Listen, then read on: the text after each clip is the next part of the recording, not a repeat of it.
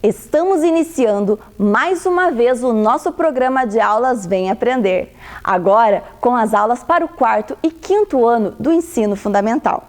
Aproveite muito as aulas e o tempo que você possui em sua casa para estudar. Quanto mais você ler e praticar os exercícios, melhor você vai se sair. Preste bastante atenção e fique preparado para quando pudermos voltar para as nossas escolas. Nossas professoras e professores estão preparando cada uma das aulas com muita dedicação, oferecendo o melhor para que você possa aprender aqui pela telinha da TV Educativa. Peça para seus familiares retirarem sempre as atividades que a sua escola está entregando. Também faça aqueles que estão em nosso site sme.pontagrossa.pr.gov.br. Quanto mais você fizer, melhor para você. Assim, poderemos completar o nosso ano letivo. E claro, cuide-se, fique em casa, lave sempre as mãos e use a máscara se precisar sair. Não relaxe nos cuidados contra o coronavírus. Nós vamos vencê-lo! Os alunos de nossos CMEs e escolas continuam mostrando pra gente os trabalhos e atividades que estão fazendo em casa. Vamos ver? Olha só as imagens que chegaram pelo nosso número 9165-8345. Anota aí, 9165-8345.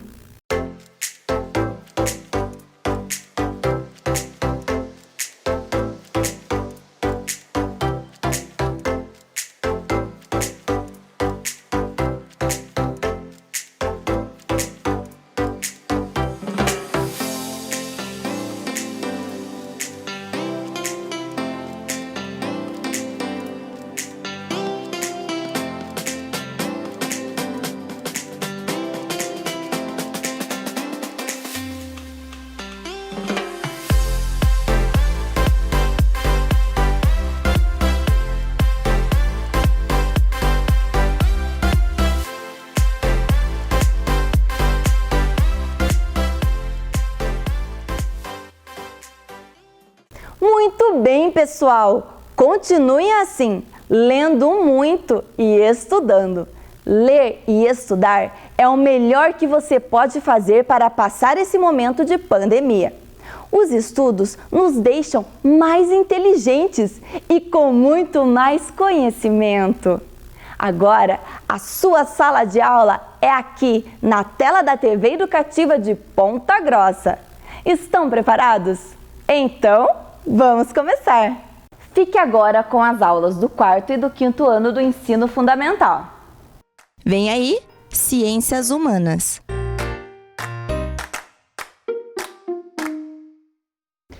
Bom dia, crianças! Tudo bem?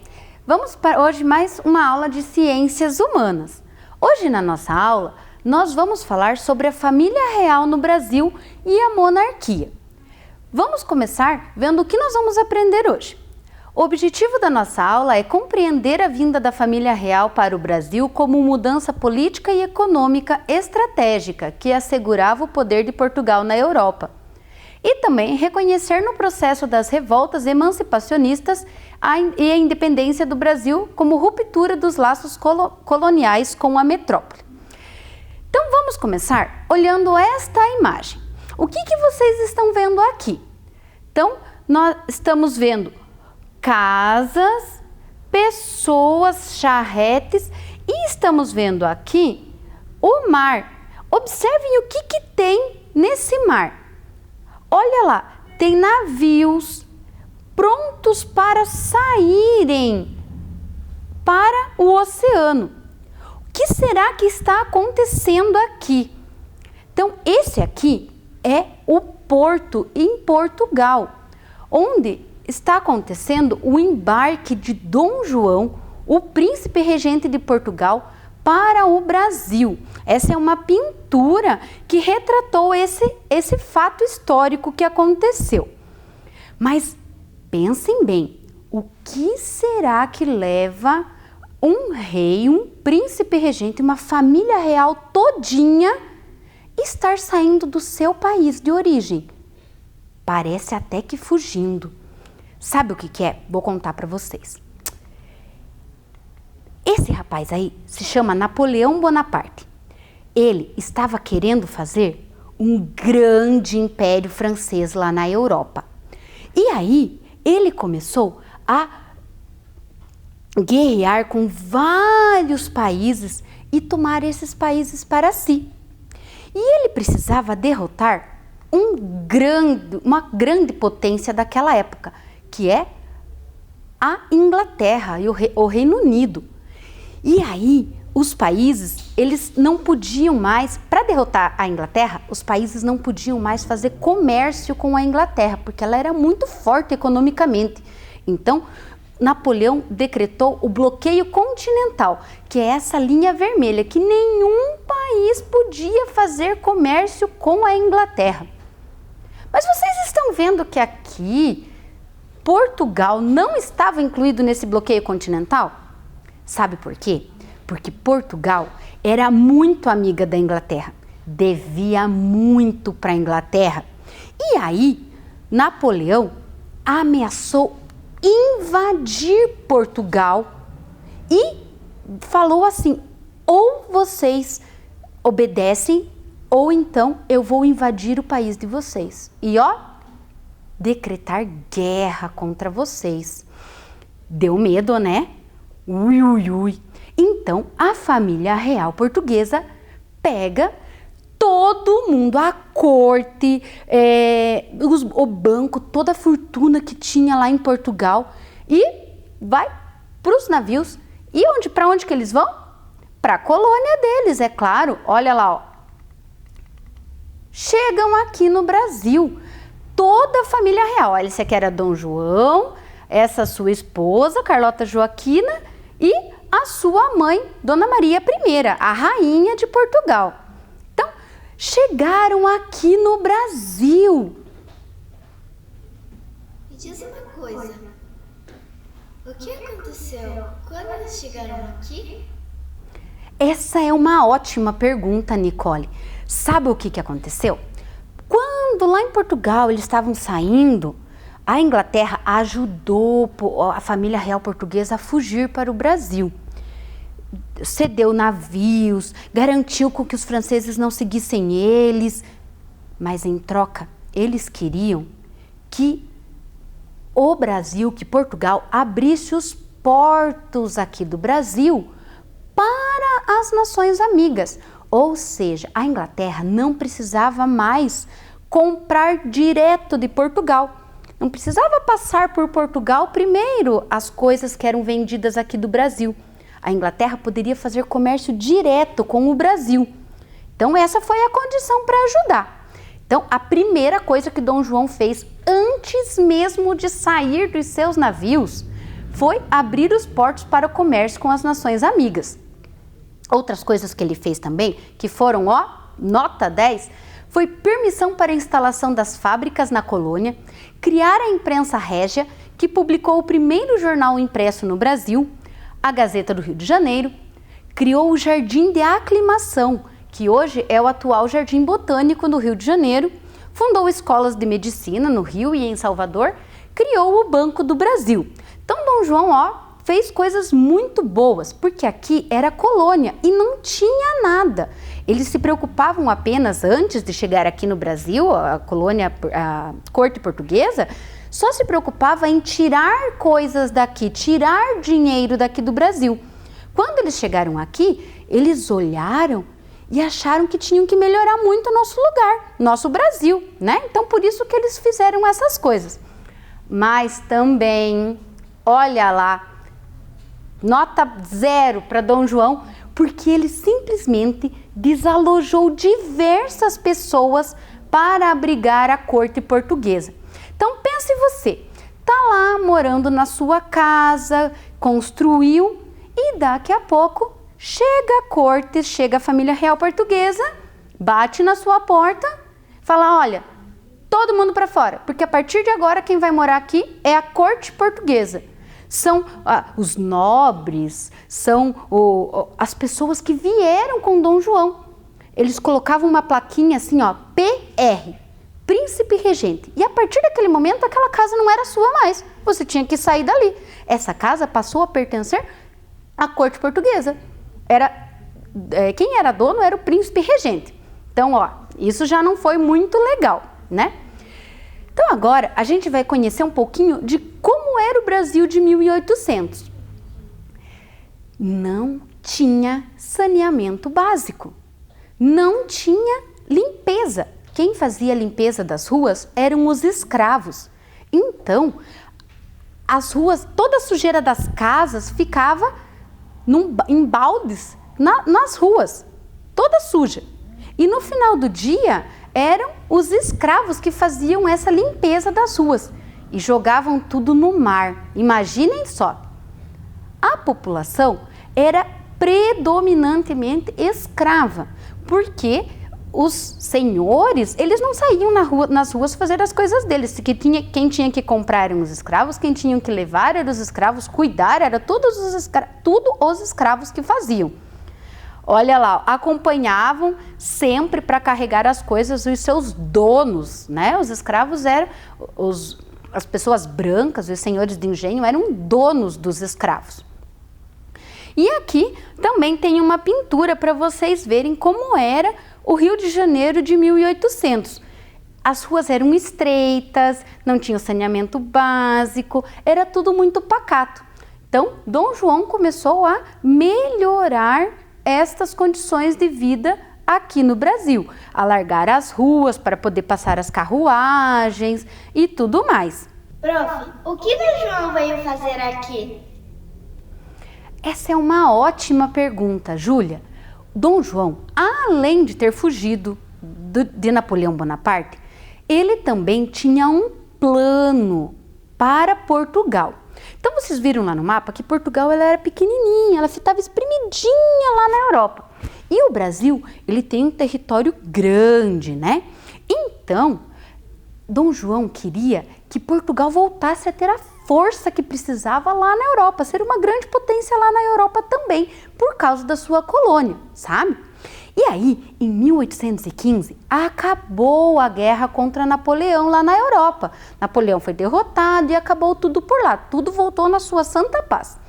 E a população de Portugal queria que Dom João voltasse para lá. Porém, Dom João, como queria que Portugal voltasse a ser uma grande potência, ele precisava continuar aqui no Brasil para renovar essas forças. Então, em 1815, o Brasil deixa de ser uma colônia de Portugal. Ele passa a se tornar um Reino Unido de Portugal, Brasil e Algarves. Então ele passa a ser um reino unido a Portugal, não mais a colônia de Portugal. E esse aqui, que está aqui no slide para vocês, é o símbolo, é o brasão do Brasil daquela época. Então, Brasil deixa de ser uma colônia de Portugal e torna-se um estado soberano. Em 1816, no ano seguinte, Dona Maria I, a mãe de Dom João, morre. O que acontece? Ele se torna rei lá de Portugal. Mas lá de Portugal. E ele estava aqui no Brasil.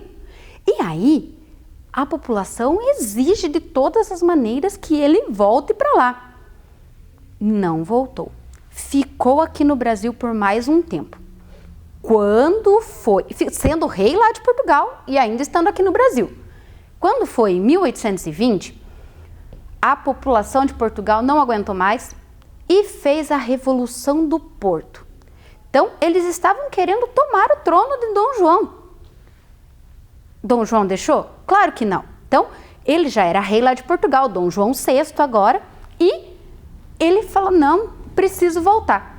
E em 1821, ele pega suas malinhas e vai embora para Portugal, deixando aqui no Brasil o seu filho, Dom Pedro. Então, Dom Pedro, ele assume como príncipe regente aqui no Brasil. E aí, ele liga-se a grupos que queriam a liberdade definitiva do Brasil. Porque Portugal ainda queria, lá em Portugal, o pessoal ainda queria que o Brasil voltasse a ser colônia. E aqui no Brasil, os grandes fazendeiros não queriam isso de jeito nenhum. Queriam que o Brasil se libertasse de vez de Portugal, não fosse mais colônia, não tivesse mais esse vínculo com Portugal. E aí, Dom Pedro, ele se junta a esses grandes fazendeiros nessa ideia de querer a liberdade definitiva do Brasil.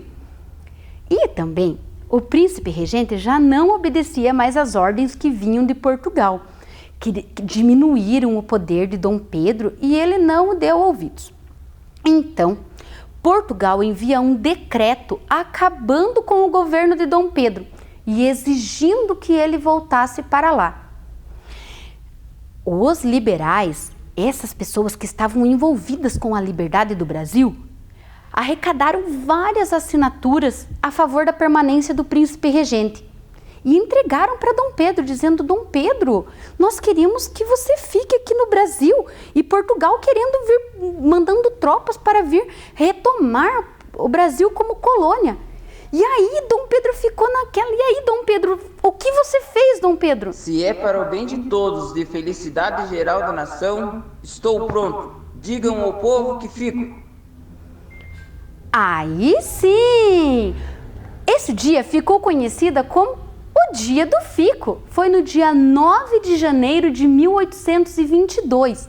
E Dom Pedro, de fato, ficou aqui no Brasil, negou a Portugal e permaneceu aqui no Brasil como príncipe regente ainda. Essa imagem ficou conhecida, ficou registrada como o Dia do Fico, né? Então, vejam só, já é dia 9 de janeiro de 1822. Esse ano, 1822, lembra alguma coisa? Vamos ver se vocês descobrem.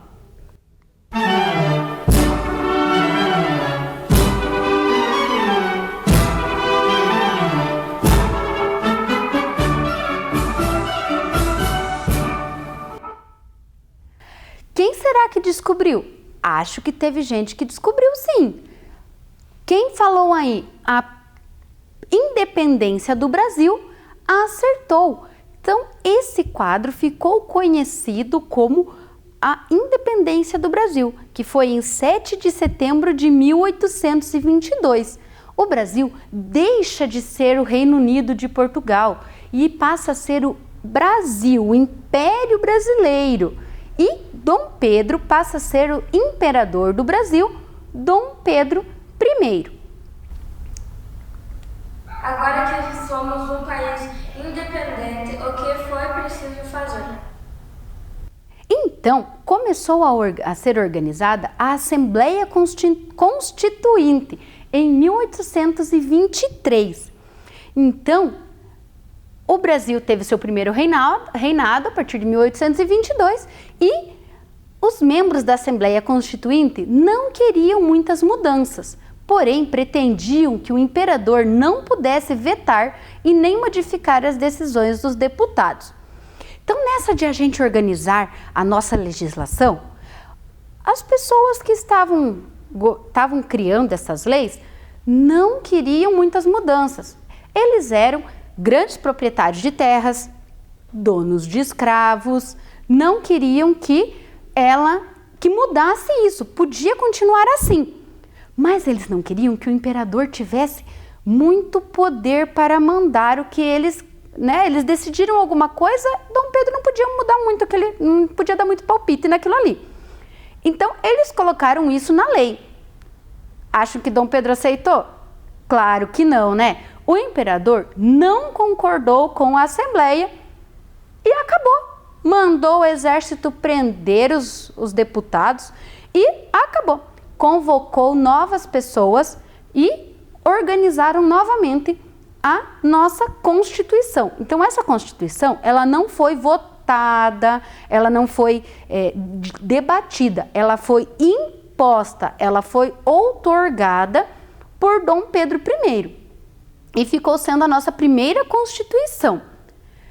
Nessa Constituição ficou definido que o Brasil era uma monarquia hereditária e constitucional, ou seja, o poder passava de pai para filho, continuaria sendo assim né? O governo passando de pai para filho e seguindo estas leis que estavam na Constituição. Também, alguns brasileiros ganharam um poder de decisão. Quem poderia votar, quem poderia decidir alguma coisa no Brasil? Seriam homens livres acima de 25 anos com renda de 100 mil réis. O que isso significa? Só podia ter homem. Mulher não tinha nem voz e nem vez. Livres, escravos, não votavam. Acima de 25 anos e ainda por cima tinha que ter renda de 100 mil réis. Ou seja, ficava o poder de voto só na mão dos grandes fazendeiros. Essa Constituição também ficou conhecida como Constituição da Mandioca, porque quem tinha dinheiro era quem era produtor naquela época. Aí, em 1831, Dom Pedro I abdicou ao trono, ou seja, deu ao seu filho o trono brasileiro em favor do seu filho de 5 anos, Dom Pedro de Alcântara. E em seu retorno a Portugal, foi coroado como rei Dom Pedro IV. Por quê?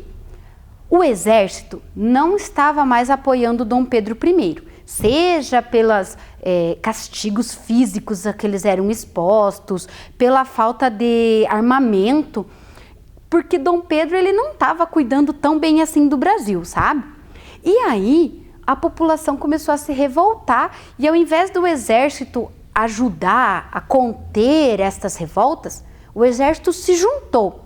Então, vendo que poderia perder o trono, Dom Pedro I larga tudo e quer voltar para Portugal, porque lá em Portugal seu pai tinha falecido e ele tinha se tornado rei de Portugal também. Então, ele larga o trono brasileiro para o seu filho de 5 anos, Pedro de Alcântara, e retorna para Portugal. E lá em Portugal, ele é coroado como rei Dom Pedro IV. Tchau, Dom Pedro! Um menino de 5 anos ficou governando o Brasil? Então, Pedro, não ficou. Não se preocupe. O Brasil não ficou sendo governado por uma criança de 5 anos. Calma lá. As pessoas foram nomeadas, algumas pessoas, para cuidar do Brasil nessa época, enquanto Pedro de Alcântara não tinha ainda idade para governar, né? Essas pessoas foram nomeadas, chamadas de regentes. Por isso, esse período ficou conhecido como período regencial. Mas não foi tranquilo, não.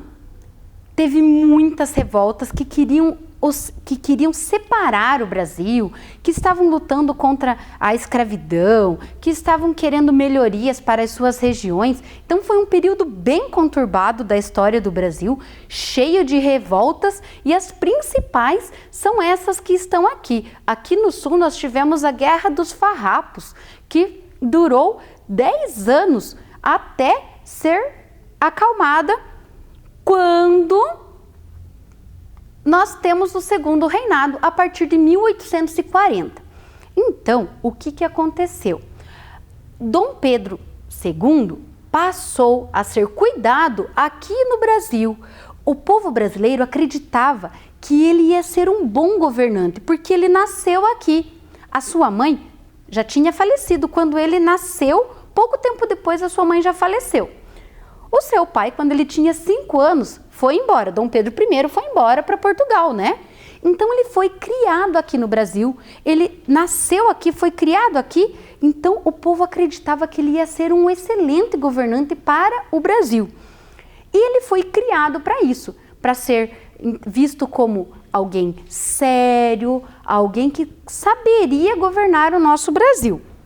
E aí, aos 14 anos, ele é nomeado Dom Pedro II. Em 1840, ele é imperador do nosso Brasil. Me diz uma coisa, agora esse governo deu certo? Então, Samiele, esse governo, ele foi de altos e baixos. Num primeiro momento, ele foi muito bom, Porque Dom Pedro II, quando ele assume, ele tenta recuperar o sentimento do brasileiro. Quem era o brasileiro? Que já tinha passado por período de colônia, por revoltas, que queriam se separar, escravos e tudo mais. Então, Dom Pedro II, ele cria a Academia Imperial de Belas Artes, o Colégio Pedro II, que é próximo à Igreja São Joaquim, e esse Colégio Pedro II existe até hoje. Então, quem eram o que tem o Brasil que faz dele ser o Brasil? Então, começa a valorização das florestas, da nossa natureza. Aparece também o índio, a figura do índio, os primeiros habitantes daqui que realmente são brasileiros, são os índios. Os artistas também, os autores, os escritores, começam a contar a história destes primeiros moradores aqui. Então aqui nós temos Gonçalves de Magalhães, que escreveu a Confederação dos Tamoios, e José de Alencar, que escreveu Iracema. Também, além desse crescimento cultural, teve também a evolução dos meios de transportes. Barão de Mauá, ele traz para o Brasil a linha férrea, que ligava o interior, né, até o Porto de Santos, porque começou uma nova cultura no Brasil, que era a produção de café. Isso impulsionou e fez o Brasil crescer muito. Então, nesse governo foi tudo muito bom? Mais ou menos. Não foi muito legal, porque o que acontecia, que ainda continuava, eram os escravos. Apesar de ter muita revolta, apesar de ter muitas ações contra a escravidão, isso permaneceu por muito tempo ainda aqui no Brasil, pois eram eles que faziam as colheitas de café e estavam cuidando do nosso Brasil, a mão de obra bruta mesmo era eles que faziam. Apesar de muitas fugas que aconteciam e vários movimentos para a libertação dos escravos. Isso não ficou tão legal assim, porque permaneceu. Vários movimentos tiveram, né? Castro Alves escrevendo sobre o navio negreiro, e Chiquinha Gonzaga, ela era uma artista, uma compositora, e ela vendia de porta em porta as suas composições para poder comprar a liberdade de alguns escravos. Com essas existências, algumas leis começaram a surgir para a abolição da escravatura. A Lei Eusébio de Queiroz, em 1850, que não podia existir mais o tráfico negreiro, não podia chegar mais navios com escravos aqui no Brasil. A Lei do Ventre Livre também, que todos os filhos que nasciam não eram mais escravos, os filhos de escravos não eram mais escravizados, eles já eram livres. E a Lei do Sexagenário, que quando as pessoas os escravos completassem 65 anos, eles não mais seriam escravos, eles podiam ser livres. Porém, tem muitas dúvidas quanto a isso, pois não chegavam navios negreiros, porém o comércio de negros dentro do Brasil poderia continuar acontecendo. As crianças que nasciam, elas continuavam com seus pais nas fazendas e trabalhavam igualmente com os seus sendo escravos. E os sexagenários não chegavam a essa idade, então beneficiou pouquíssimas pessoas. Até que, em 1888, o governo não consegue mais conter todas as revoltas abolicionistas e a princesa Isabel, filha de Dom Pedro II, assina a Lei Áurea, que liberta todos os escravos, apesar de eles não terem sido aceitos na sociedade imediatamente, mas eles já não eram mais escravos. Começou então uma grande leva e um grande incentivo de todos os fazendeiros com os imigrantes. Eles vieram de todas as partes do mundo, mas principalmente os europeus. Vieram para cá para trabalhar nas lavouras de café em troca de trabalho e terra. eles não eram escravos, eles seriam remunerados para estar fazendo esse trabalho. O que será que aconteceu com Dom Pedro II? Então, Emanuele, Dom Pedro II, olha só, eram feitas diversas charges já de Dom Pedro II. Ele já tinha passado 49 anos do seu governo, chamavam ele já que estava velho para estar governando e já o exército não apoiava ele mais. Os grandes fazendeiros, com a abolição da escravatura, também não apoiavam Dom Pedro II mais. A igreja também não. Então, Dom Pedro II já não tinha mais nenhum poder político, nenhum mesmo. Até que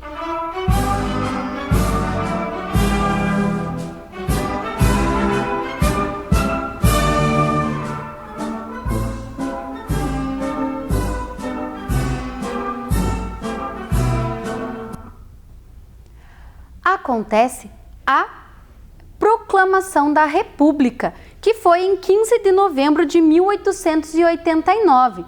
E aí começa uma nova etapa, um novo ciclo para o nosso Brasil.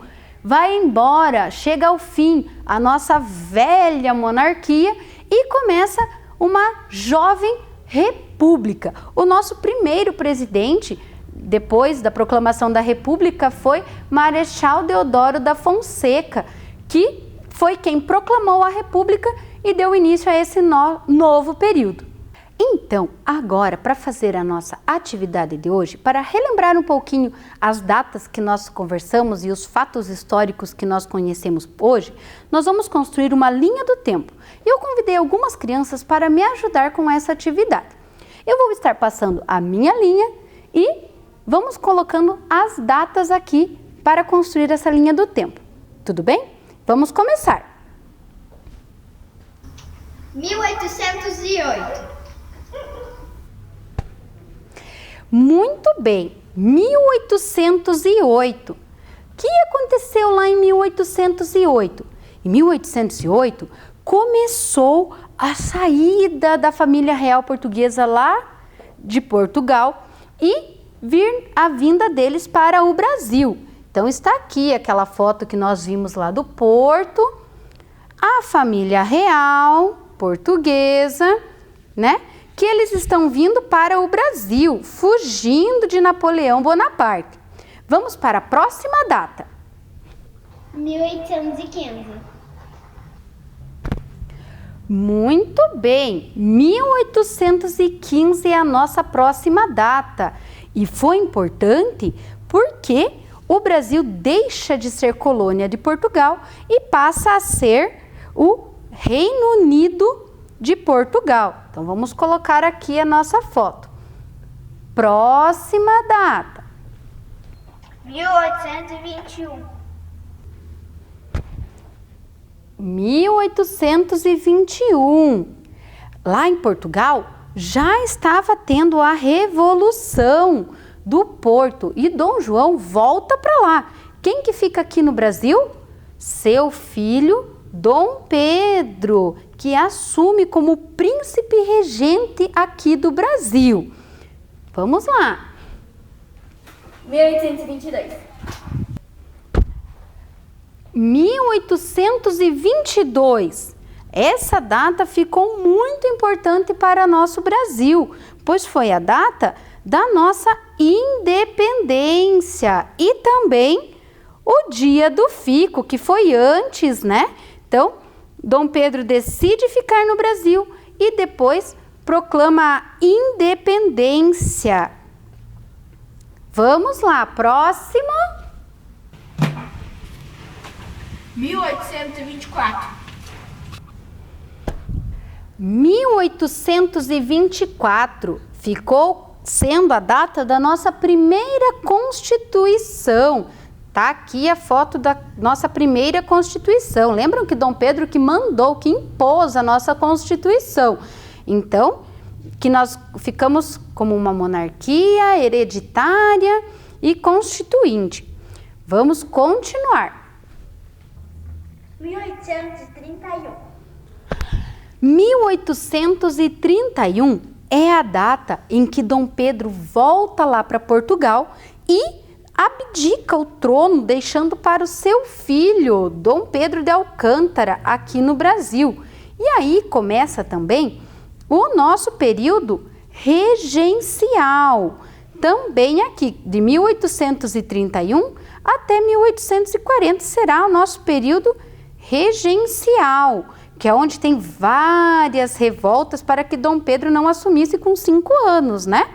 Então, próxima data... 1840.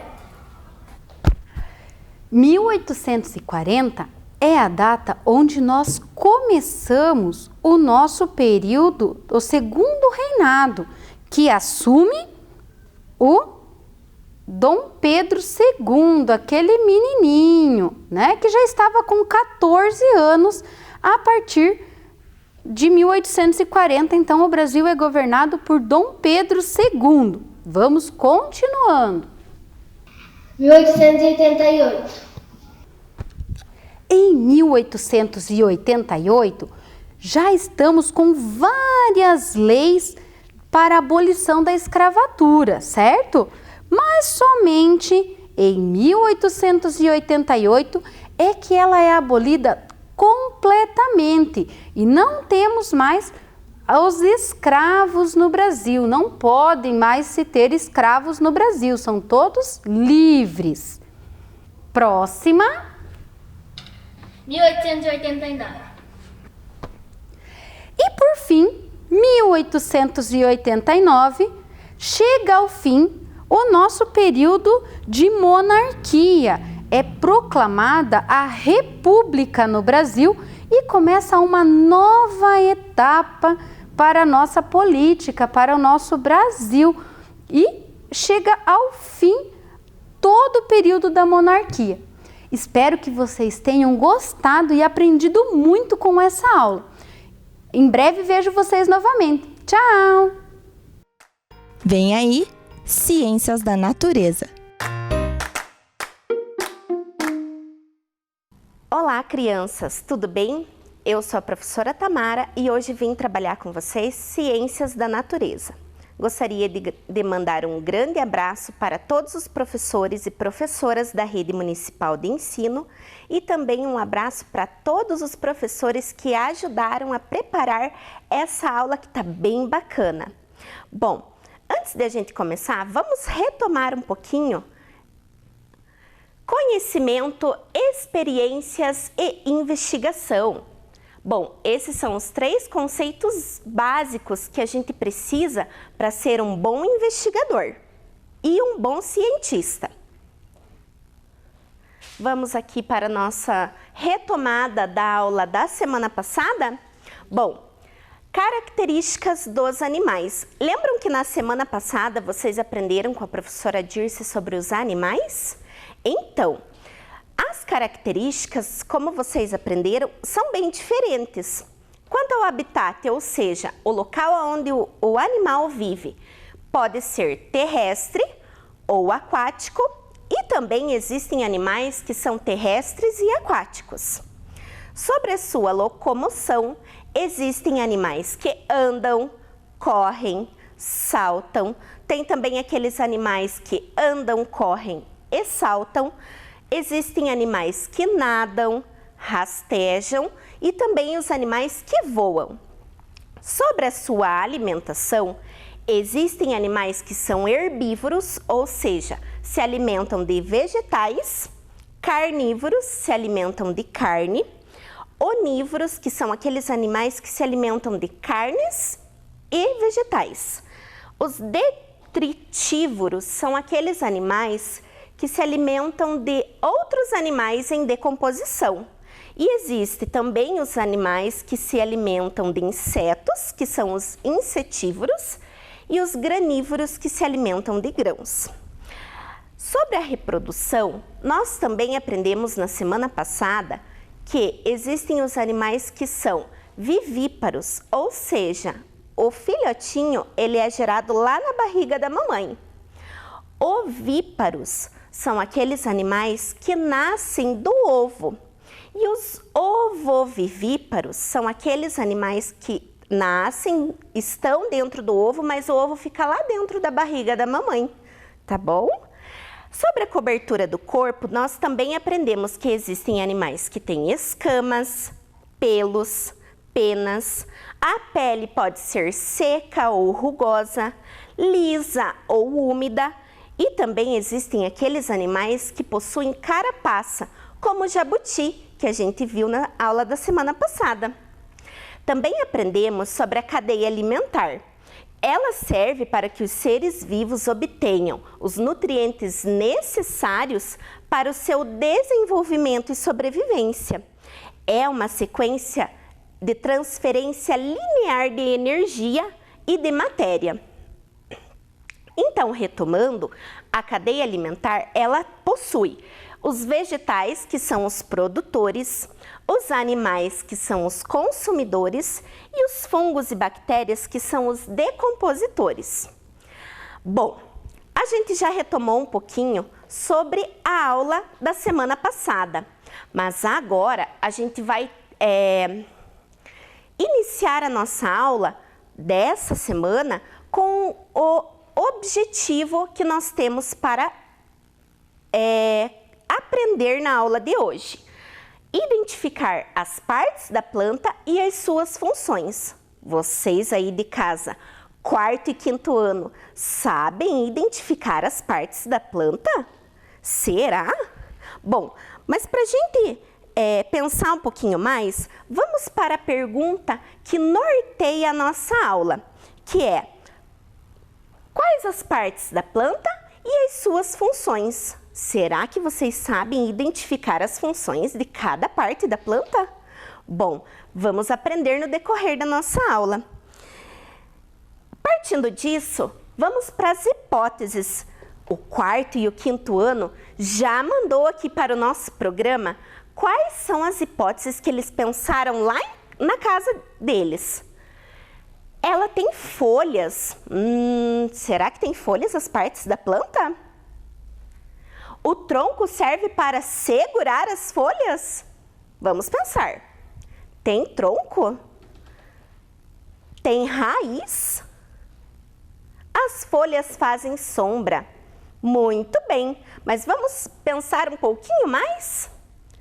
Bom, antes de a gente falar sobre as partes da planta, nós precisamos entender que o nascimento de uma planta pode acontecer basicamente de duas formas, ou através da semente ou através das partes vegetativas de uma planta, como por exemplo, os ramos, os galhos, as raízes ou até mesmo as folhas. Vamos pensar quais são as partes da planta então? Vocês aí de casa vão me ajudar agora num jogo bem interessante que nós trouxemos para vocês. Quero ver quem aí de casa está ligadinho e vai responder. Vamos lá? Bom, esse é o jogo da roleta. No jogo da roleta, nós giraremos a roleta e a qual parte da planta parar na flecha, nós iremos identificar qual é a parte da planta, tá bom? Vamos lá? 1, 2, 3 e foi! Olá! Caiu aqui, nessa parte da planta. Você aí de casa sabe me dizer que parte da planta é essa? Ah, muito bem! O 4º ano aqui já respondeu. É a semente. Vamos colocar aqui? Ó, aqui está escrito que é a semente.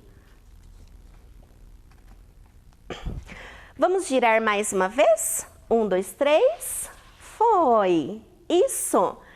Essa parte da planta aqui, vocês sabem dizer? O 5º ano já respondeu aqui para nós. Essa parte da planta é o fruto. Muito bem, quem respondeu que é o fruto. Parabéns! Próximo. Ah, essa daqui é uma outra parte da planta. Vocês sabem me dizer que parte é essa? Muito bem, quem respondeu que é a flor. A flor que tem na plantinha. Próximo.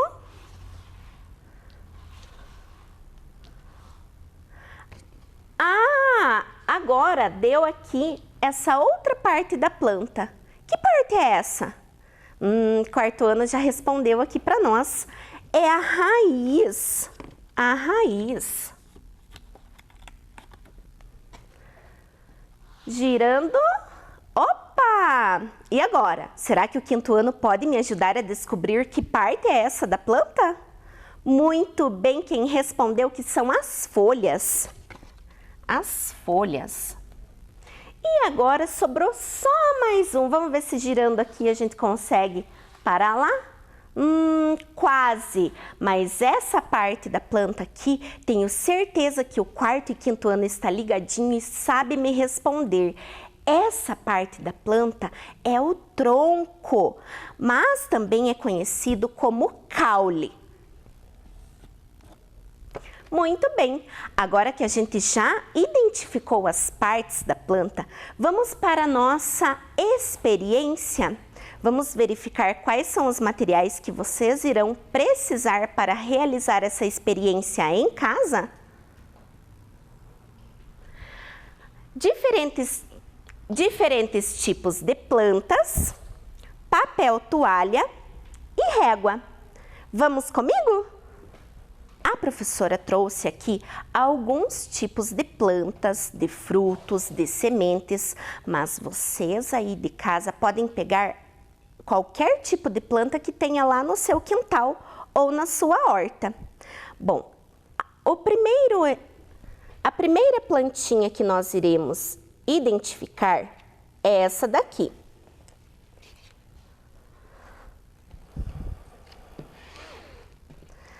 Nós começaremos a aprender sobre a raiz. Bom, a professora vai pegar aqui e vai puxar aqui, ó, ela tá enterradinha na terra.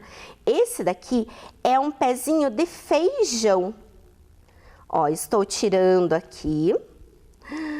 Olha só essa raiz. Como ela é pequenininha. Vocês estão conseguindo ver aí de casa?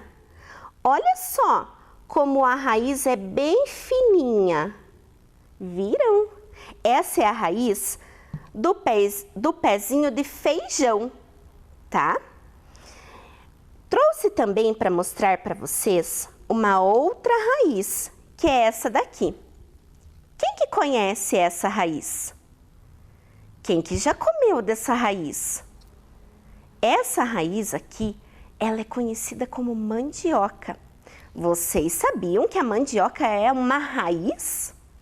Então, a mandioca ela está assim toda cheia de terra porque ela é uma raiz e nasce lá embaixo da terra. E vocês sabem me contar para que serve uma raiz dentro da plantinha? Bom, a raiz é através dela que a planta suga a água e os sais minerais que estão no solo. E ela sugando esses materiais, como a água e os sais minerais, ela vai transportar até o caule. E agora, vamos descobrir um pouco mais sobre o caule? Bom, a professora trouxe para vocês aqui 2 tipos de caule.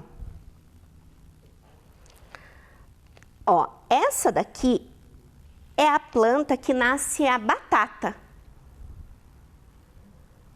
Estão vendo aqui a batata? Aqui a professora tirou um pouquinho da terra para mostrar para vocês que ela fica embaixo da terra. A batata, ela é um caule. Trouxe também para mostrar para vocês essa outra raiz aqui. Vocês conhecem essa planta? Essa planta aqui é chamada de espada de São Jorge. É uma planta que com certeza vocês já conhecem. Eu trouxe para mostrar para vocês como esse caule aqui é diferente. Esse caule, ele é subterrâneo, assim como o caule da batata. Mas ele é diferente porque ele nasce para os lados e não para cima, como a gente é acostumado a observar nas árvores. A árvore, por exemplo, a gente consegue verificar e visualizar o caule olhando, porque é um caule que fica para fora. Mas esse caule aqui, a professora trouxe para mostrar para vocês que existem caules subterrâneos, que ficam embaixo da terra.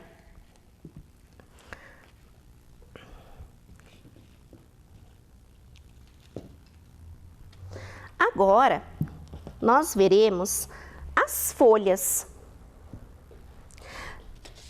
Nós trouxemos aqui 2 folhas diferentes para mostrar para vocês. Essa folha aqui, talvez vocês já conheçam também. É a folha da babosa. A folha da babosa, vocês estão vendo que tem um líquido aqui? Esse líquido é chamado de seiva. Essa seiva aqui fica dentro da folha. Também trouxemos para vocês aqui uma plantinha diferente. Alguém já viu dessa plantinha? Ou tem lá na sua casa? 4º e 5º ano, prestem bastante atenção. Essa folha aqui, ela não é tão comum, porque a maioria das folhas são verdes e essa folha tem outra coloração, ela é mais avermelhada. Olha que interessante aqui atrás da folha. Estão vendo? Esses raminhos que tem aqui atrás é por onde passa a água e sais minerais dentro da planta, que são substâncias, a água e os sais minerais são substâncias que a planta precisa para sobreviver. Viram que interessante esses 2 tipos de folhas? E para que serve uma folha na planta? Vocês sabem me contar? Bom, a folha, ela é responsável por realizar a fotossíntese, a respiração e a transpiração na planta. Isso mesmo, ela é muito importante para a planta. Próxima parte de uma planta que nós iremos observar são as flores. E eu trouxe 2 flores diferentes aqui para nós observarmos. Lembrando sempre, para sermos um bom cientista, precisamos investigar. Vocês conhecem essa flor aqui? Alguém já comeu dessa flor? Muito bem! Quem respondeu que essa daqui é a couve-flor? E vocês sabiam que a couve-flor é uma flor? Já tinham parado para pensar? Olha só que bacana aqui. Ela tem os raminhos. E ela fica aqui, ó. Ela nasce assim, uma juntinha da outra. Essa é uma flor usada na alimentação. Mas temos também essa flor aqui, que é conhecida como uma flor ornamental. O nome dela é gérbera. O que é uma flor ornamental, professora? Bom, uma flor ornamental serve para ornamentar, ou seja, para deixar os ambientes mais bonitos. E para que serve uma flor? Bom, em geral, as flores, elas dão origem aos frutos e às sementes. Outra parte da planta que nós iremos investigar é essa daqui, ó, quer ver? Deixa eu puxar aqui. É o fruto. O fruto, a professora trouxe aqui para mostrar para vocês 2 frutos diferentes, o mamão e a manga. Vocês estão vendo o que tem aqui no meio? O que são isso? Isso aqui é a semente. E aqui no meio da manga? É a semente também. E vocês sabem me contar para que serve o fruto? Bom, ele fechadinho assim, ele serve para proteger o que está aqui dentro, que é a semente. Viu só que bacana? Bom, nós temos também outros frutos, como por exemplo o chuchu e a abobrinha. O chuchu e a abobrinha, eles são considerados vegetais que pertencem à categoria do fruto. Viu só que interessante? E agora, por último, nós iremos analisar e investigar o abacate e a semente que está dentro dele. Olha como ela é grande. E também iremos, deixa a professora limpar a mão aqui rapidinho. Também iremos analisar essa outra semente aqui, que é a semente do milho de pipoca. Quem é que gosta de pipoca? Ah, eu adoro. E vocês sabiam que a pipoca, ela é uma semente?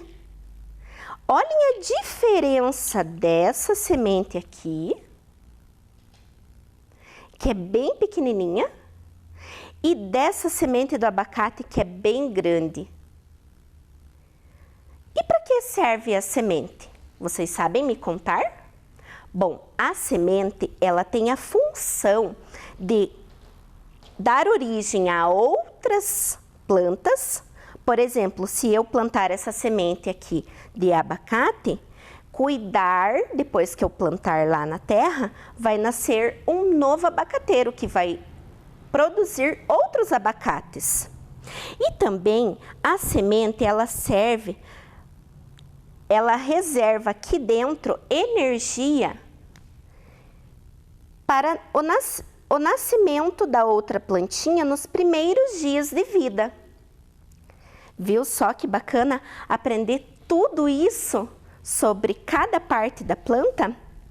Outra curiosidade que a professora vai contar para vocês é que as sementes, existem muitas pessoas que comem sementes, como por exemplo, a do girassol, a aveia, a abóbora.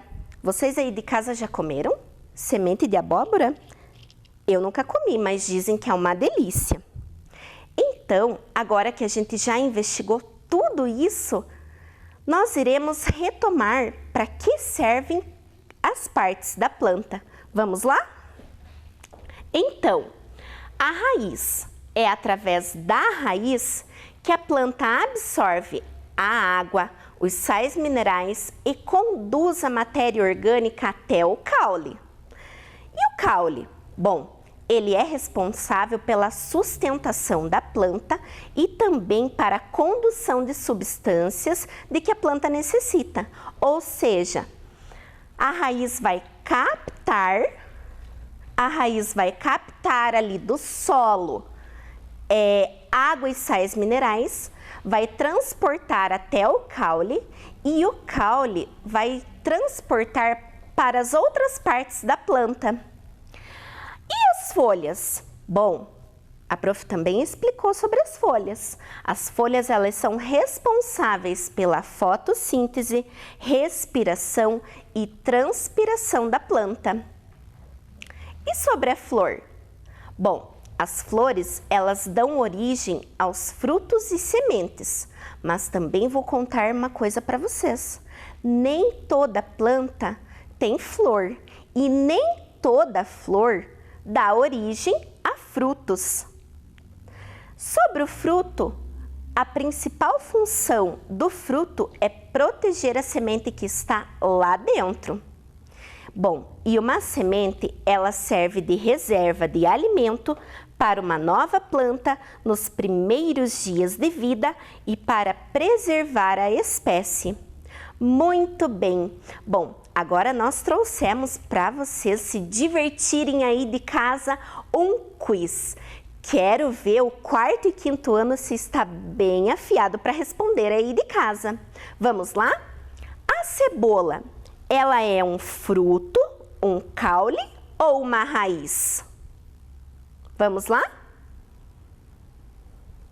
Muito bem, quem respondeu que a cebola é um caule. Próximo.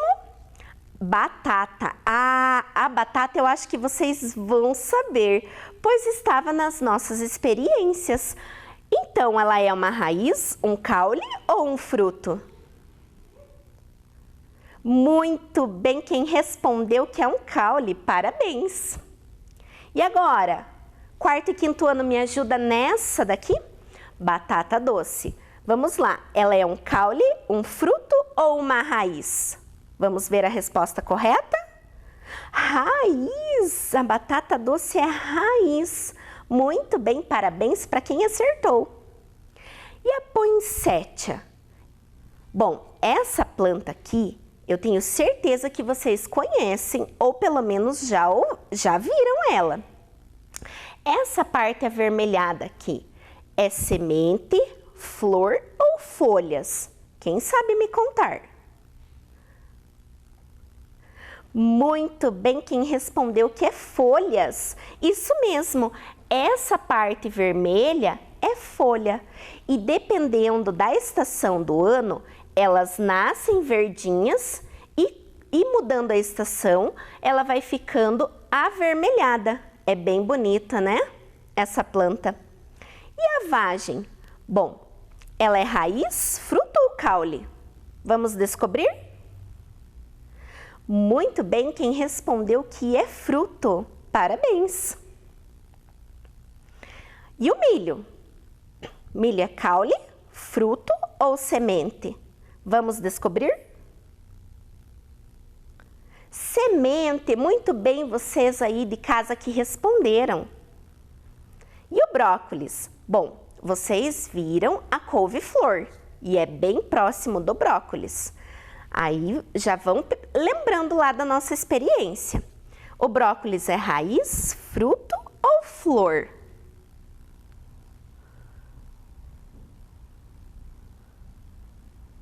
Flor, muito bem, parabéns quem acertou. Bom, nós tínhamos uma pergunta principal, que era quais as partes da planta e as suas funções? Vocês sabem me dizer? Lembram lá quais são as partes da planta? Vamos retomar? Bom, nós temos a raiz, nós temos o caule,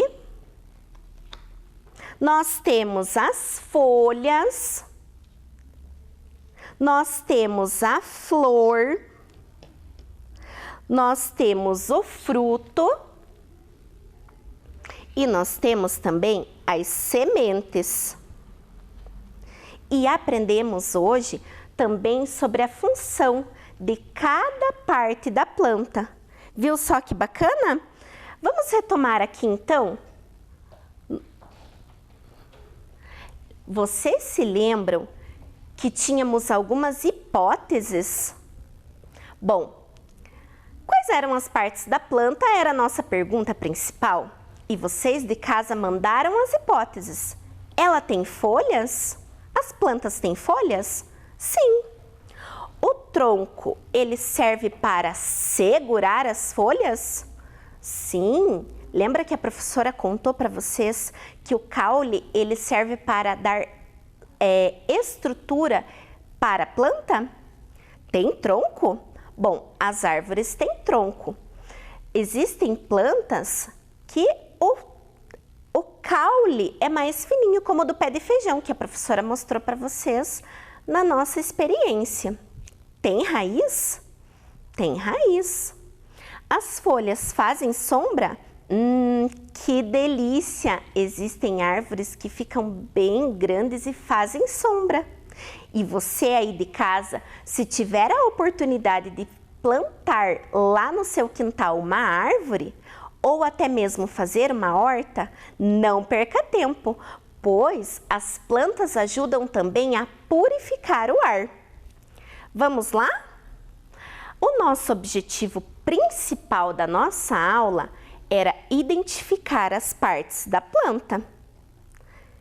Bom, como vocês puderam perceber, temos aqui várias partes de plantas. Conseguimos identificar as partes da planta? Será? Vamos retomar um pouquinho? Bom, a raiz, para que ela serve mesmo? A raiz serve para captar do solo água e sais minerais. O caule, ele dá estrutura para a planta. E a planta, ela fica bem firminha lá na terra. As folhas fazem a fotossíntese, a respiração e a transpiração. A flor dá origem aos frutos e sementes. O fruto, ele serve aqui, ó, para proteger o que está dentro, proteger a semente. E a semente para dar origem a outras plantas. Bom, e a professora trouxe também algumas plantas diferentes aqui para mostrar para vocês. Temos aqui, essa é uma palmeira, ela tem um nome científico aqui, que é chamado de Chamaedorea elegans. Essa plantinha aqui pode ser cultivada no interior da sua casa. Temos também aqui as suculentas. Você já viu suculenta? Tem lá na sua casa? Olha como elas são bonitas. Temos também aqui o cacto. O cacto é uma plantinha que vive no deserto, porque lá dentro do seu interior ela retém bastante líquido, bastante água, e ela pode ficar dias sem ser regada. Essa planta aqui, tenho certeza que vocês conhecem, é o hortelã. O hortelã é usado também para fazer chá. Alguém já tomou chá de hortelã? É uma delícia, né? Temos também essa outra flor ornamental, ela é chamada de Primulaceae. Temos também aqui esse vaso, conhecido como vaso 7 ervas. Tem aqui o alecrim, arruda, guiné, uma plantinha chamada Comigo Ninguém Pode, manjericão e aqui, ó, um pezinho de pimenta. Olha só, aqui já começou a nascer. Ó, deixa eu ver se vocês conseguem enxergar. Ó, aqui, ó. Viu só que bonitinho? Agora que a gente já retomou todas as partes da planta, a professora trouxe para vocês conhecerem alguns outros tipos de plantas. Vamos voltar aqui para o nosso objetivo? Bom, o objetivo principal da nossa aula era identificar as partes da planta. Bom, nós conhecemos, retomamos todas as partes da planta e acredito que lá de casa vocês conseguiram identificar as partes da planta. Muito bem para quem acompanhou toda a nossa aula de hoje. E para a nossa próxima aula, que é a nossa aula de amanhã, não percam. Eu vou pedir para vocês providenciarem alguns materiais para a nossa experiência. 2 caixas de sapato, papelão, 3 garrafas PET, terra, sementes de feijão, água, tesoura, fita adesiva e cola. Anotaram direitinho aí? Muito bem, então eu espero vocês na próxima aula de amanhã.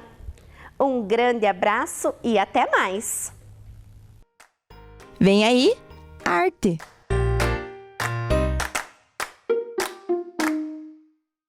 Olá! Hoje vamos iniciar nossa aula de artes um pouquinho diferente.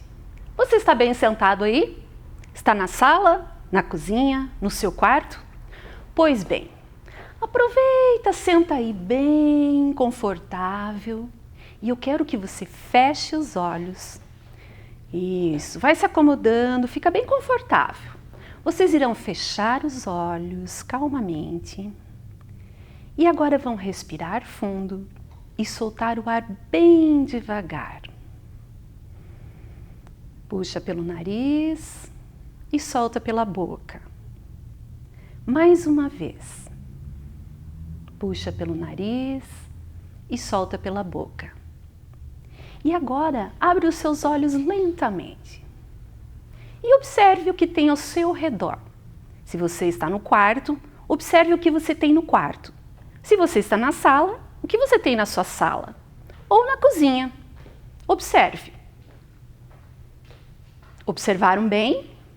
Muito bom. Então guardem isso aí. Abre lá uma gavetinha na memória de vocês, no cérebro de vocês, e guarda essa memória aí, que mais tarde nós vamos usar, certo? Para o final dessa aula. E eu vou continuar a nossa aula falando de um artista muito conhecido, que vocês já devem ter ouvido falar aqui numa outra aula. Chama-se Vassily Kandinsky. Olha ele lá na tela. Kandinsky nasceu em 1866 na Rússia. Pela foto a gente pode ver que isso faz muito tempo, né? 1866. Muitas coisas aconteceram nessa época. O Vassily Kandinsky, como todos os outros, ele costumava pintar assim desenhos muito realistas, muito próximo da realidade. Muitos corpos, muitas casas, muitas paisagens. Mas com o tempo ele começou a mudar essa visão. Ele deixou, diferente dos outros artistas, ele quis pintar uma coisa bem diferente. Então olha lá na tela. O que será que vocês estão vendo aí? Uma paisagem. Mas será que isso aqui seria uma paisagem realista? Não, né? O que a gente tem lá atrás? Ó? Montanhas. Aqui mais perto nós temos mais uma montanha. Temos árvores. Essas árvores estão secas. E olha o que a gente tem aqui pelo chão. Bem colorido. Será que estava no verão, outono, inverno? Então essa paisagem é uma paisagem bem passando já da realista. Já não era mais uma coisa como a gente vê, não é uma fotografia, certo? Aqui nós temos mais uma paisagem do Kandinsky, desculpa. Um pouquinho diferente. Parece que cada vez esse desenho está se reduzindo mais, as formas a gente já não observa mais, ó, são pinceladas, não é uma coisa muito definida, mas a gente consegue ver que aqui tem um gramado, que aqui tem uma sombra do morro, nós vemos casas, certo? E aí ele foi modificando a sua pintura. Essa também, o que a gente vê aqui? Árvores, pinheiros lá no fundo. E aqui, não sei se dá para perceber nessa imagem, não ficou muito nítida, né? Mas nós temos um rio. E o rio está refletindo as árvores. Então olha uma pessoa aqui andando de barquinho. Essas foram as últimas pinturas do Kandinsky, as mais realistas. Depois disso, ele passou a pintar de um jeito muito, muito diferente dos outros. Ele já estava à frente dos outros artistas. Olha só o que ele passou a pintar. O que será que podemos ver aqui? Temos um círculo, temos pontos. Olha umas linhas aqui. Uma coisa de louco, né? Mais uma linha reta aqui, outra linha aqui. E o Kandinsky, eu esqueci de comentar. O Kandinsky também estudou música. Então, muito das telas dele, vocês vão ver, mais tarde a gente vai voltar para essa tela, existem elementos musicais, isso mesmo, que lembram a música, certo? E vocês vão observando aí que tenho certeza que vocês vão encontrar. Vou dar uma dica, hein? O que parece isso aqui? O que parece isso aqui? Vai vendo aí, certo? Muito bem, vamos ver a próxima? Por que será que estamos vendo isso hoje? Porque vamos trabalhar os elementos formais das artes visuais, certo? Que elementos será que são esses? Nós temos o ponto. O ponto é a unidade mais básica, a principal, assim, que aparece em todos os desenhos, em todas as obras de artes. Ele é um ponto de representação visual. Muitos pontos, olha aí que coisa mais linda essa obra aqui. Uma mandala sendo pintada somente com pontos. Olha que efeito bonito com as cores. E aqui nós temos uma outra obra de um artista chamado Vic Muniz, que se chama Crianças de Açúcar. Olha que interessante, não dá para aproximar mais a imagem, porque senão vai acabar, não vai dar para ver os detalhes. Toda essa imagem aqui, ela foi feita com açúcar.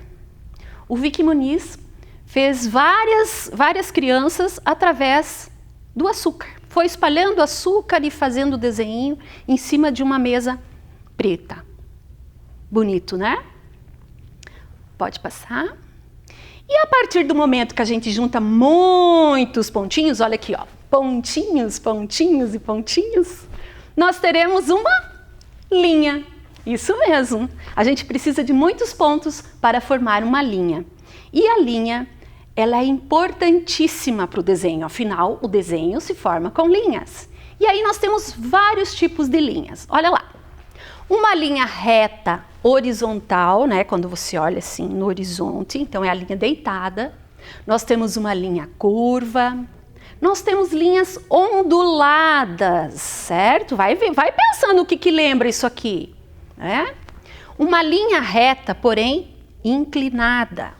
Uma linha reta na vertical. E temos também linhas quebradas.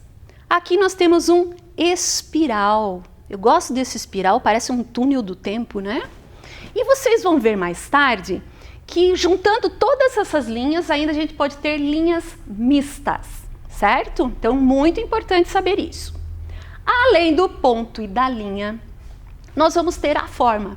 A forma nada mais é do que linhas fechadas. Olha só, se eu fecho a linha, eu vou dando formato. E aí aparecem as formas geométricas. O que nós temos aqui? Um triângulo, um quadrado, um oval, um trapézio, um paralelepípedo e um losango. Então, a forma são as linhas que se fecham.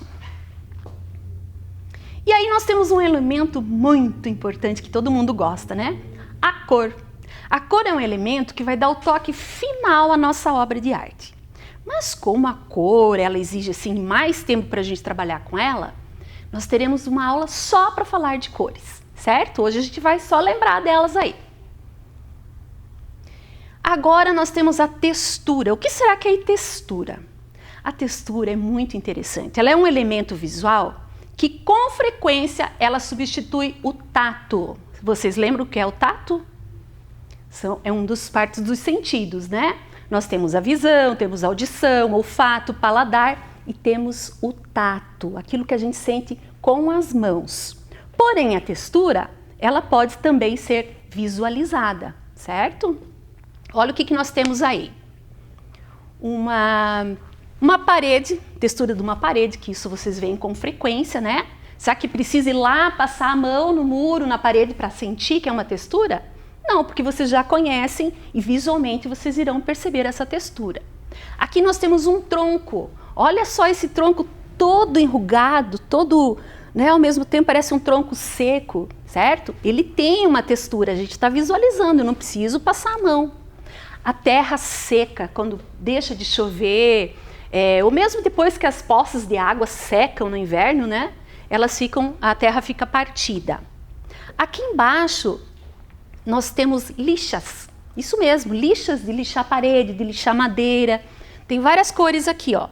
E vocês sabem também que ela é áspera, tem uma textura áspera e olhando aqui a gente também percebe pelos grânulos como ela é áspera. O que nós vemos aqui? Folhas de uma samambaia. Olha que coisa mais linda. Será que tem textura aí? Tem textura. Preciso passar a mão para perceber? Não, somente visualmente vou perceber, certo? E aqui por último, nós temos várias gotinhas de chuva. Muitas gotas formando também uma textura. Então eu pergunto, como podemos representar essa textura num desenho? Vocês já imaginaram isso? É o que nós vamos ver agora. Olha só que bacana! Quantas texturas vocês podem utilizar nos desenhos de vocês? Muitos pontinhos, olha só, pontos mais finos, pontos mais cheios, bolinhas. Aqui tem asteriscos, né? Aquelas estrelinhas também. pontinhos, uns mais acumulados, aqui diminui, veja que ele acaba dando até uma certa forma, né? Muitas linhas na vertical formam uma textura. Aqui também, olha, elas convergem todas para o meio, né? Linhas inclinadas, mais linhas inclinadas. Olha só, olha que interessante esse aqui, saindo do meio para fora, fazendo linhas onduladas. Aqui também, né? Então são várias maneiras que vocês podem representar a textura. Olha essa última aqui que interessante. Toda feita de cruzinhas. Além de dar textura com a cruz, ela ainda formou losangos, né? Fez uma forma aí geométrica. Muito bem. Sim, na textura na pintura. Pode passar. Isso, estava esquecendo dessa parte. Essa obra aqui é um fragmento de uma obra do Van Gogh, que é um outro artista holandês, e a gente pegou só um pedacinho para poder ver bem de perto as pinceladas. Olha, aqui ele usou tinta e pincel. E veja que ele dá pequenas pinceladas, ele vai dando um formato de nuvem, de céu, e ao mesmo tempo a gente consegue perceber a textura. E aqui a gente tem uma estrela que está brilhando. Então toda essa obra aqui, ela é feita com pintura e a gente consegue perceber a textura. Voltamos para a obra do Kandinsky.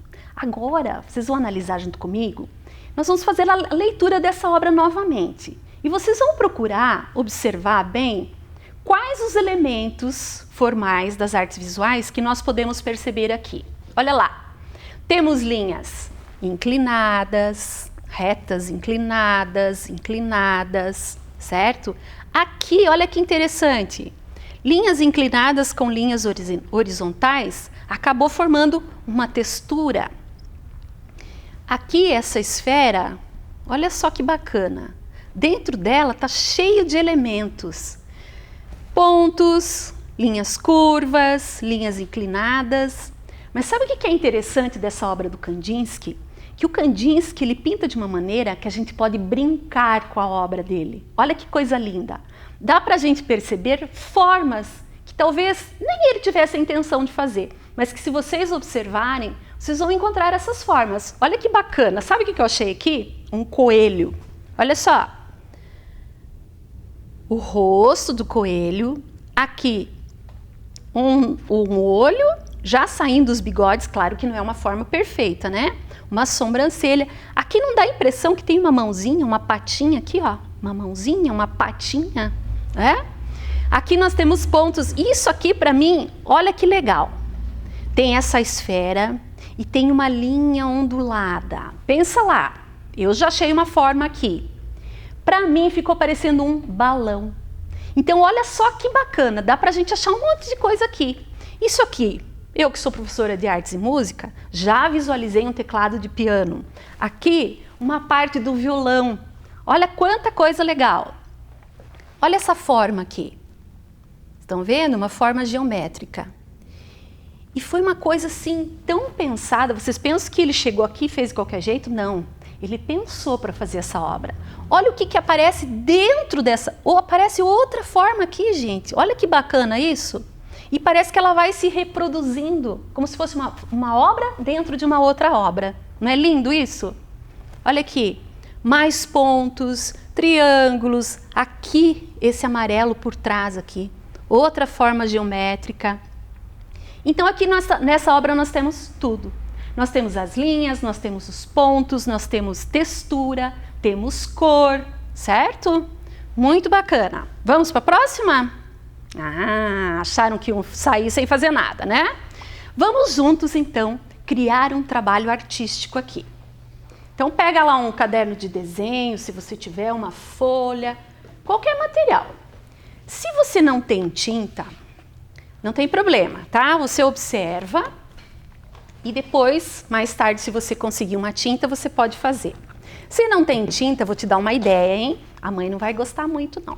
Você pode ir lá fora. Pega uma colherinha uma porção assim de terra. Faz aquela papinha, sabe quando a gente gosta de brincar com barro? Faz aquela papa de barro e joga um pouquinho de cola. E aí vocês vão ter o quê? Uma tinta marrom. Ou se você tiver uma erva mate, faz a mesma coisa com a erva mate. Joga água, joga um pouquinho de cola, não muito, não vai encharcar tudo. E prepara uma pastinha, vai ficar uma tinta verde. Olha só que legal, não precisa nem comprar tinta, né? Mas mesmo que você não tenha, pelo menos observa, certo? E aí, eu trouxe um objeto lá da minha casa, ó. Eu trouxe essa cestinha aqui. Olha que bacana, ela tem uma forma arredondada aqui. Se for olhar aqui, na verdade é um cilindro, né? Uma forma cilíndrica. E nós vamos fazer agora um desenho de observação. O que é um desenho de observação? É eu observar o objeto e desenhar, certo? Então eu vou colocar ele aqui em cima da mesa e vocês, por enquanto, observem. Depois vocês vão poder realizar, certo? Pega um lápis e aí eu vou fazer um esboço do meu desenho. Vejam só. Se eu olhar ele meio de frente, ele vai meio que parecer dentro de um quadrado, né? Então eu vou fazer aqui em cima primeiro. Olha só, uma forma oval, certo? Uma linha reta aqui, uma linha reta aqui. E aqui embaixo eu vou fechar com uma linha curva. Não trouxe borracha. Certo? Muito bem. Tá desenhado. Mas agora, observe o que tem aqui. Olha só. Nós temos textura, vocês estão vendo? Não precisa nem pegar, vocês estão vendo que a palha tem textura, certo? Nós vamos pintar essa textura. Para isso, vou utilizar um pincel, uma tinta marrom, que eu vou agitar aqui um pouquinho, certo? Eram as duas tintas que eu tinha na minha casa, viu? Vocês podem, se tiver, pode fazer de qualquer cor. Não é porque a cestinha tá dessa cor que eu preciso pintar dessa cor. Na arte pode tudo, gente. Aproveite. Coisas boas, tá? Olha lá. E vou pegar também um pouquinho de branco. Esse aqui, por exemplo, peguei lá na minha casa, que eu pintei a parede da casa. Beleza. Então, o que eu vou fazer? Com o pincel, venho aqui, ó. Vou deixar a parte de dentro da minha cestinha mais escura, certo? E vocês pensam que é fácil pintar ao vivo, não é não, gente. Olha lá. Certo? Muito bem. Aqui, o meu pincel não vai ser sempre reto ou sempre assim. Eu já vou dando a textura para ele, ó. Vou pintar aqui, vou pintar para o lado, ó. Como se eu estivesse fazendo o cestinho mesmo, a palha trançada. Olha que legal.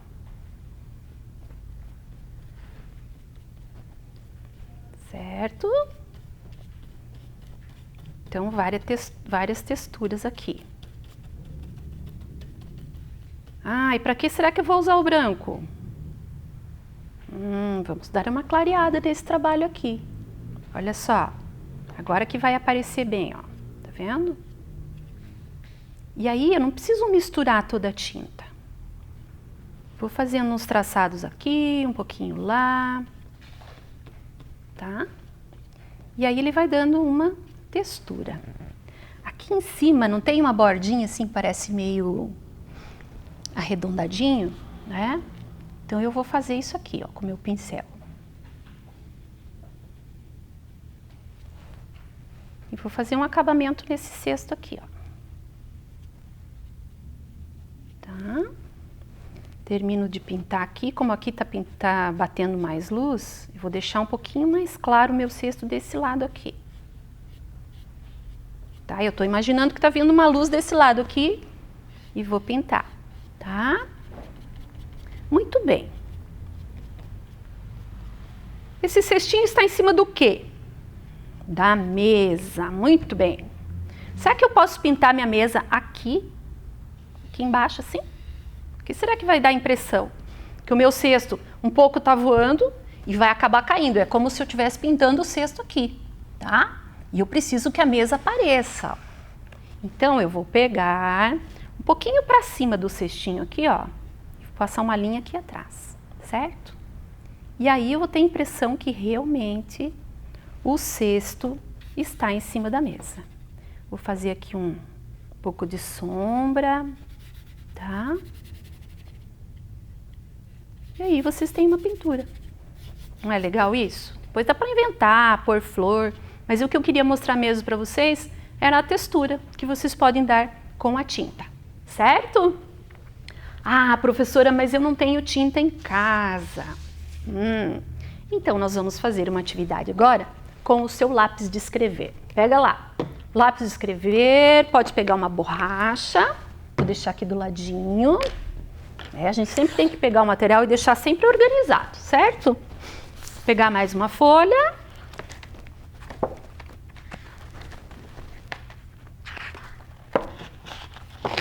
E aí nós vamos fazer esse mesmo desenho, ou o que vocês preferirem. Eu vou fazer essa mesma cesta, certo? Utilizando o lápis de escrever. E vou fazer a textura. Então, tá aqui o meu cesto, certo? Isso é um esboço, por isso que a gente sempre faz assim meio erradinho, tal, depois vai acertando, ó, tá? Então esse aqui é o meu cesto, já vou fazer aqui a mesa. E aí eu venho com o meu lápis e começo a pintar aqui, ó. Tá vendo? Tô fazendo, ó, uns jogadinhos assim, com as linhas inclinadas. Olha aí. E assim eu vou dando uma textura. Aqui também o papel está ajudando, porque esse papel é próprio para desenho e ele também tem uma textura já. E aí eu venho para o outro lado, tá? E vou tentar dar mais texturas aqui, ó. Uma textura diferente, certo? Se eu quiser escurecer mais, eu posso escurecer. Vamos lá. Tá? Aqui dentro também. E aí eu posso dar diferentes texturas para o meu desenho.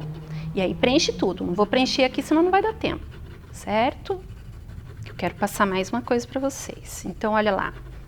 Parece um monte de rabisco, né?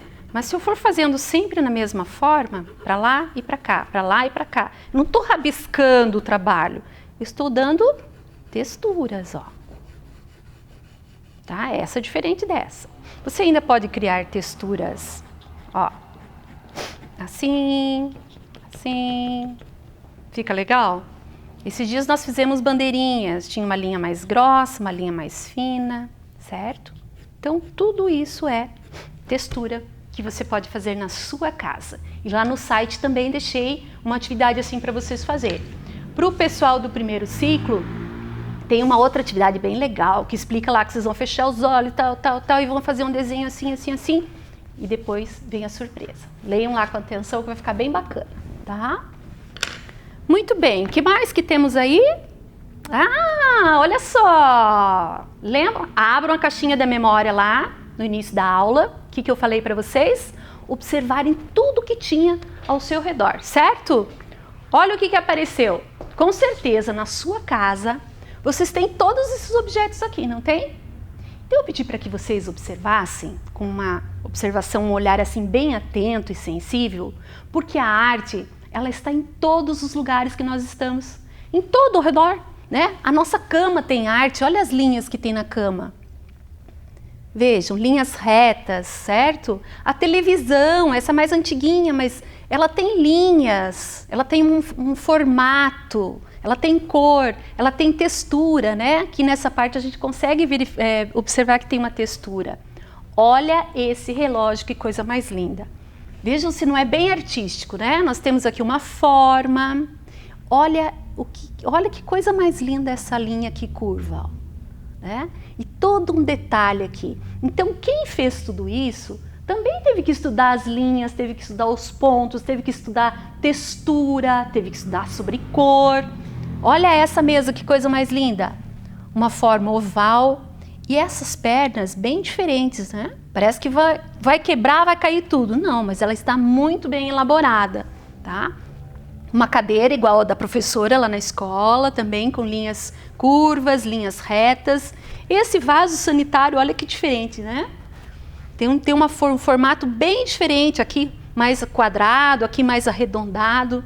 Então, esse trabalho de observação foi para vocês verem que a arte está em todo lugar. E a arte é para todo mundo, não é só para o artista. Nós precisamos aprender a observar tudo que está ao nosso redor e admirar essas formas, certo? Muito bem.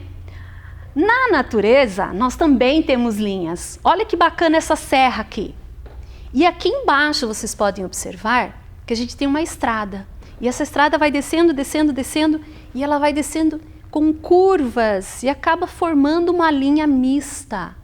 E some lá, certo? Olha só a natureza, que coisa linda. Aqui também, uma estrada, né, cheia de subidas e descidas, e acabou dando a impressão de uma fita, né, toda ondulada. Ó. Isso está ao nosso redor também. Essa igreja, olha que formato interessante. Ela é toda cheia, toda triangular, estão vendo? Aqui, pontinhos, certo? Olha que coisa linda. Uma linha reta. Então a arte está em todo lugar. Esse aqui é um museu lá na cidade de Brasília. Olha que interessante isso aqui. Parece ter uma nave espacial, né? Então veja, um formato arredondado. E é isso, pessoal. Espero que vocês tenham gostado da nossa aula de hoje, certo? Foi bem bacana, né? Faça as atividades, inventa lá aquela mistura de tinta em casa, só não faz lambuzeira para a mãe não brigar, certo? E procure as atividades lá no site e na escola de vocês, beleza? Então, até a próxima aula. Olá, amiguinhos de casa, tudo bem? Eu sou a Pati e sou contadora de histórias. E hoje eu vim para dar as boas-vindas ao nosso novo quadro Baú de Memórias. Nós vamos contar para vocês várias histórias muito inspiradoras sobre a relação entre as crianças e seus avós, bisavós e outras pessoas da nossa família que vieram antes de nós. E você, que é aluno do 4º ou 5º ano, vai participar de um concurso. Sim! Assista às contações de histórias do Baú de Memórias até o final. Depois, você vai escrever um texto do seu jeito, contando uma memória, uma lembrança ou uma situação vivida por você e seu avô ou avó, ou até mesmo biso e a bisa. Pode ainda contar alguma história que eles viveram. Liga para eles, conversa com os familiares e coloca essas memórias no papel. Você deverá escrever esse texto na folha que a escola está entregando aos seus pais ou responsáveis e devolver na escola até o dia 17 de julho, sexta-feira. As professoras irão selecionar um texto para representar a sua escola. E vários textos vão fazer parte de um livro digital com a sua participação. E aí, amiguinhos, vamos lá? Conta para nós a sua história. Quem sabe a gente não conta ela aqui também. Baú de Memórias!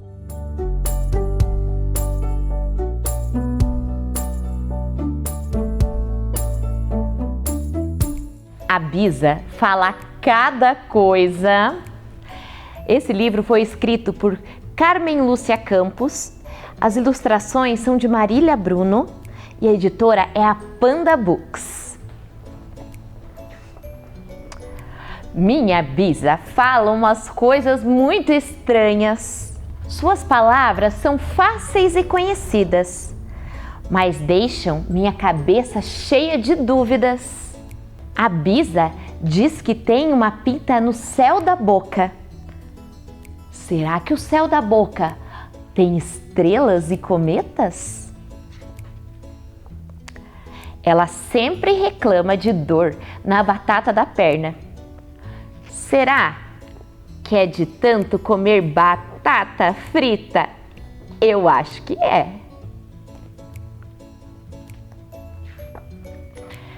Quando corro na sala, ela me chama de pé de vento. Será que o vento lava o pé ou ele tem chulé? Eu não gosto de chulé. Cuidado com o braço do sofá, ele pode quebrar, ela me avisa. Será que Dá para engessar o braço quebrado do sofá?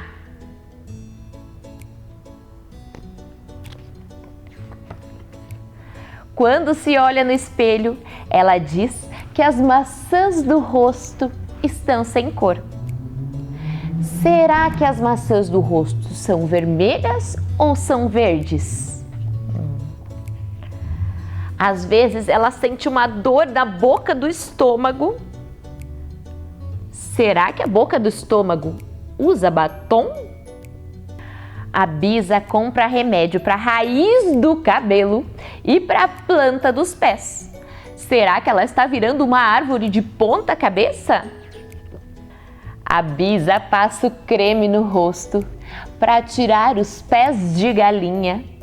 Será que ela usa os pés de galinha para fazer a canja? Ela fala que gosta muito de um dedinho de prosa. Será que esse dedo de prosa tem unhas grandes e passa um esmalte? A Bisa conta que quando era moça vivia com o pé na estrada. Será que ela nunca foi atropelada ou levou uma multa? Sempre que se lembra do Biso, ela sente um nó na garganta. Será que ela engole o nó? Por isso é que ninguém vê? Quando ela fica nervosa, ela avisa que o coração está saindo pela boca. Será que não é perigoso ela se engasgar? Eu adoro quando a Bisa fala que eu sou a sua menina dos olhos. Aí eu nem preciso de explicação. É amor e pronto. A Bisa fala cada coisa.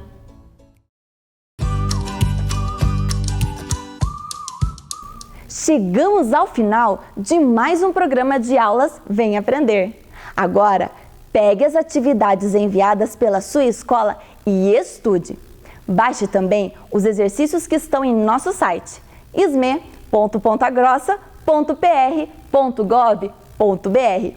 Para assistir novamente este programa, basta acessar a página da Secretaria de Educação de Ponta Grossa, no Facebook ou no YouTube. Pratique as experiências, os exercícios de matemática, escreva e leia muito, muito mesmo. Todas as aulas possuem atividades de leitura e exercícios para você ter cada vez mais conhecimento. Já sabe, não deixe esse coronavírus atrapalhar os seus estudos. Também envie para nós o que você está lendo e estudando. Nosso número você já conhece, é o 9165-8345. 9165-8345. Faça o seu vídeo ou foto e mande para nós. Obrigada pela sua companhia e até o próximo programa. Tchau! Me chamo Rickson. Proposta de atividade física. Transposição no comando PROM.